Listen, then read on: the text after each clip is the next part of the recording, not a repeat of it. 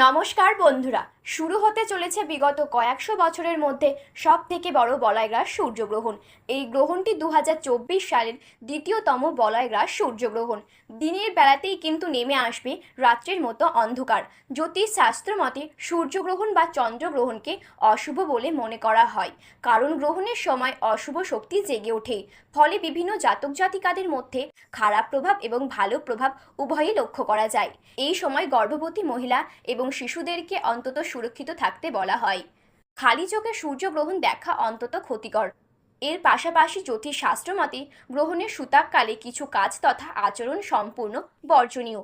নিজেদের কক্ষপথে পরিক্রমণের সময় যখন সূর্য এবং পৃথিবীর মাঝে চাঁদ চলে আসে, সেই সময় চাঁদের আড়ালে সূর্যরশ্মি পৌঁছতে পারে না পৃথিবীতে। এই মহাজাগতিক অবস্থানের জন্যই সূর্যগ্রহণ হয়। সব সময় অমাবস্যা তিথিতেই সূর্যগ্রহণ হয়ে থাকে। এ বছরের প্রথম সূর্যগ্রহণ হয়েছিল 8ই এপ্রিল এবং এ বছরের দ্বিতীয় সূর্যগ্রহণ হবে 2রা অক্টোবর। ভারতীয় সময় অনুযায়ী 2রা অক্টোবর রাত 9:13 থেকে শুরু হবে সূর্যগ্রহণ, চলবে রাত 3টে থেকে 17 পর্যন্ত। তবে দীর্ঘ এই গ্রহণ ভারত থেকে দৃশ্যমান নয়।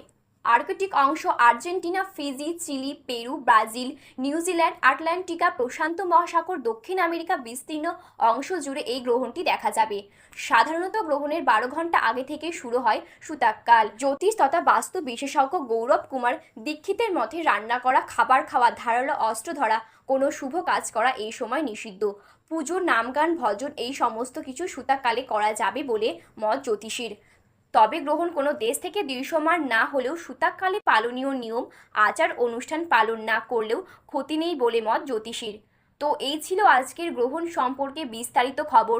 এই রকম গ্রহণ সম্পর্কে আরও বিস্তারিত খবর জানতে হলে আমাদের চ্যানেলটি সাবস্ক্রাইব করে পাশে থাকা বেল বাটনটি অল করে রেখে দেবেন।